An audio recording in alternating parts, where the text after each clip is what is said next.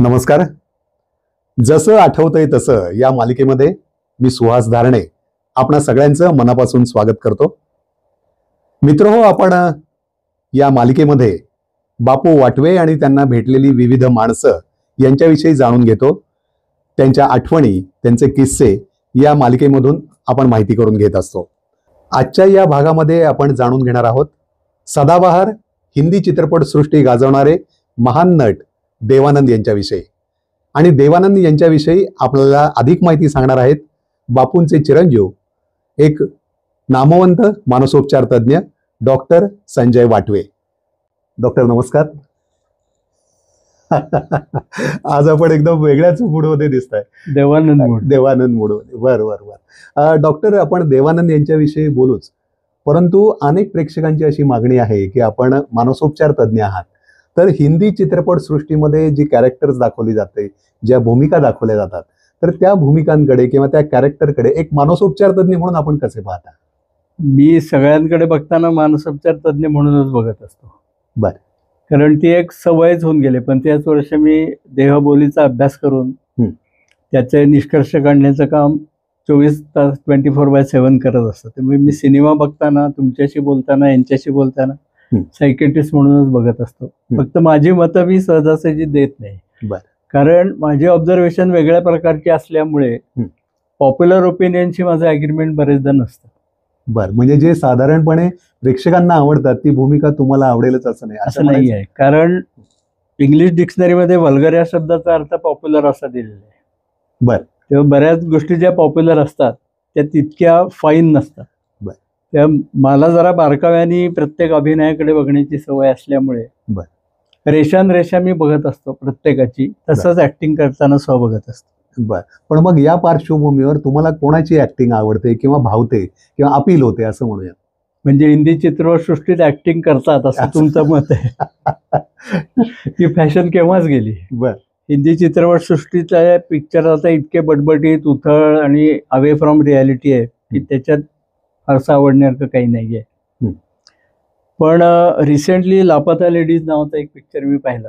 त्याचा संबंध पिक्चरायझेशन आणि ऍक्टिंग अफलातून. बर. अच्छा. त्यामध्ये कोण भूमिका केली होती? काय सगळे नवीन आहेत, पण त्यांनी अप्रतिम कामं केली. किंवा सोनी टीव्हीवर एक क्राईम पेट्रोल नावाची सिरियल असते, त्यातली सगळ्यांची ऍक्टिंग खूप अफलातून असतात. अच्छा. बरोबर. आता मराठीमध्ये चांगले अभिनेते अभिनेत्री वगैरे आहेत. हिंदीमध्ये बघा तुम्ही, रकुलप्रीत सिंग, पूजा हेगडे, नयनतारा, प्रिया मणी, काजल अगरवाल, सगळ्या साऊथहून आणलेल्या नटी आहेत. हिंदीमध्ये भयंकर अवघड परिस्थिती. आपल्या 2 मराठी मुली राधिका आपटे आणि नेहा पेंडसे साऊथला गेल्या, गाजल्या, मग त्या हिंदीमध्ये आहेत. ते एक पारख करण्याची अबिलिटी कमी असते आणि नशीबही तिकडे चाललं त्यांचं म्हणून त्या तिकडे गाजल्या, पण दोघी मराठी मुली आहेत. बरोबर. तर बाकी हिंदी चित्रपटसृष्टी आता बाहेरून एवढ्या नट्या आणाव्या लागतात म्हणजेच बघा ना तुम्ही. बरं. ठीक आहे. आता आपण मला आता तुम्ही विचारल्याच मी नोंद करतो. तुम्हाला या दोघींना ऐकून कदाचित माहीत नसतील, तर अमृता देशमुख आणि वैदेही परशुरामी या अफलातून टॅलेंट असलेल्या नट्या आहेत. त्यांना किती पुढे प्रोग्रेस होईल ते मला सांगता नाही. बरं. मला वाटतं मागच्याच एका एपिसोडमध्ये तुम्ही म्हणला होता की एखादा नट किंवा नटी हिला सक्सेस मिळणं आणि तिची ॲबिलिटी यांचा संबंध असतोच असं नाही. मला वाटतं आपण पणशीकरांच्याच एपिसोडमध्ये सांगितलं होतं हे दैवावर अवलंबून असतं. त्यामुळे कोणाच्या नशिबात काय लिहिलंय आपण सांगू शकत नाही. ठीक आहे. आपण दुसरं असं आहे, डायरेक्टरची कमांड एवढी असते नटावर किंवा नटीवर. सलमान खानचे सूरज बडजा त्याचे पिक्चर मधले ऍक्टिंग बघा आणि बाकीची बघा. सूरजच्या पिक्चर मध्ये तो किती व्यवस्थित ऍक्टिंग करत असतो. इतर पिक्चर मध्ये काही चाललेलं असतं पॉप्युलॅरिटीसाठी. किंवा MS धोनी अनटोल्ड स्टोरी या पिक्चर मध्ये दिशा पटनी आणि कियारा अडवाणी या 2 नट्या आहेत. त्या पिक्चर मध्ये त्या जशा दिसल्या, बोलल्या आणि वावरल्या तशा नंतर कधीच दिसल्या नाही. तर हे डायरेक्टोरियल स्किल म्हणजे पिक्चरायझेशन, पिक्चर मेकिंग याचे स्किलचे ही 2 उदाहरण. बरोबर. म्हणजे एखादा दिग्दर्शक जर थोर असेल किंवा पकडीचा असेल तर तो ऋषिकेश मुखर्जी म्हणून ते डायरेक्टर होते. ते तर 7-7, 8-8 नट्यांना एकत्र गुंडाळून काम करून घ्यायचे. बरोबर. ठीक आहे, आता या पार्श्वभूमीवर आपण आजच्या या आपल्या एपिसोडकडे येऊयात. आपला आजचा इतकं डिटेल सांगण्याचं कारण असं आहे हा. की देवानंद हे अभिनेते पण होते आणि डायरेक्टर पण हा, होते आणि बरोबर. प्रोड्युसर पण होते. बरोबर. मला पहिला प्रश्न तोच विचारायचा आहे की आपण बापू आणि देवानंद यांची पहिली भेट कधी आणि कशी झाली? बरोबर. तर देवानंदचं डेब्यूज प्रभात फिल्म कंपनीत झालेलं आहे. काय होय? 1946 साली, हा. म्हणजे 1945 साली दामले वारले. शांताराम बापू प्रभात स्टुडिओ सोडून गेलेले होते. त्यामुळे एक साहेब मामा एकटे पडले आणि त्यांना सगळं बघायला लागायचं. ते त्यांनी एक विचार केला की इथल्या लोकांच्यात आता नवीन पालवी फोडता येणार नाही, त्यामुळे बाहेरून आपण लोक आणू. बर. तेव्हा त्यांनी देवानंदला हिरो म्हणून सिलेक्ट केला आणि डायरेक्टर म्हणून सुद्धा PL संतोषी नावाचे एक उभरते डायरेक्टर, त्यांना प्रभातमध्ये पाचारण केलं.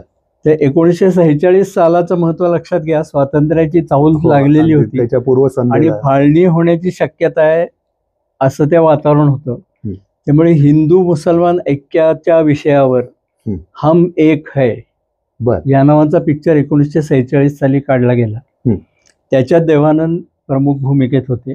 त्यांच्याबरोबर दुर्गा खोटे आणि कमला कोटणीस. आणि डायरेक्टर म्हणून नाव दिले PL संतोषींचं. म्युझिक आहे हुसनलाल भगतराव. अच्छा. तर तो पहिला डेब्यू फिल्म देवानंद साहेबांची प्रभात मधली. तेव्हा बापू डायरेक्टर होते. नाव नाही आहे बापूंचं कधीच, पण हम एक है हा पिक्चर सुद्धा 4 जणांनी मिळून डायरेक्ट केलेला आहे. काय सांग? PL संतोषी, बापू वाटवे, देवानंद आणि चौथ्या एका उमद्या तरुणाची एंट्री त्याच पिक्चरमुळे स्टुडिओमध्ये झाली.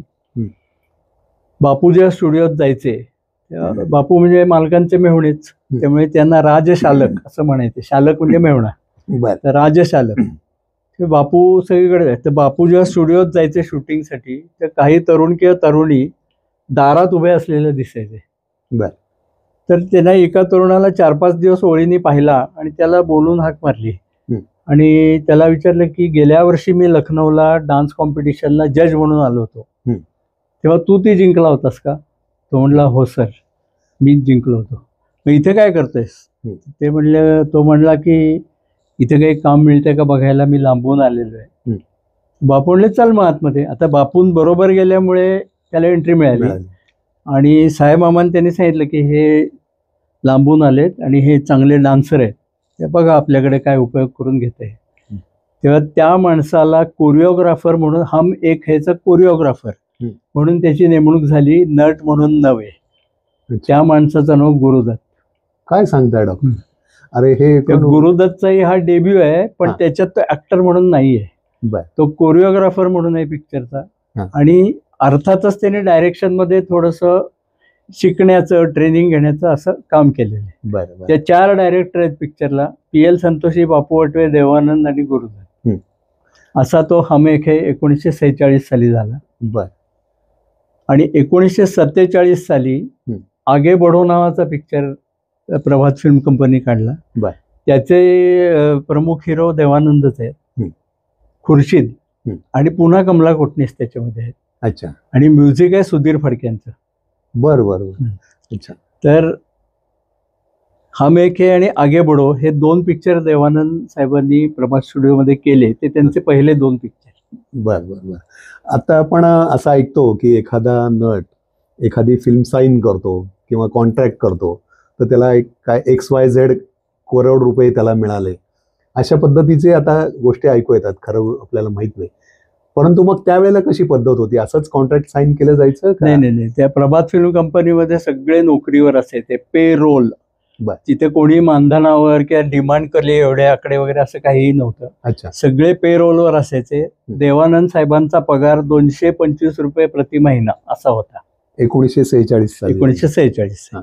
त्या देवानंदनी साहेबांना रिक्वेस्ट केली की मला गावाकडे पैसे पाठवायला लागतात, तर त्यांनी 50 रुपये वाढवून दिले. असा 275 रुपये पगार देवानंदचा होता आणि गुरुदत्त साहेबांचा पगार 30 रुपये महिना होता. तेव्हा एवढी तफावत होती, कारण गुरुदत्त हिरो म्हणून आलाच नव्हता ना, कोरिओग्राफर म्हणून इंट्रोड्यूस झालेला होता आणि डायरेक्शन शिकायचंय.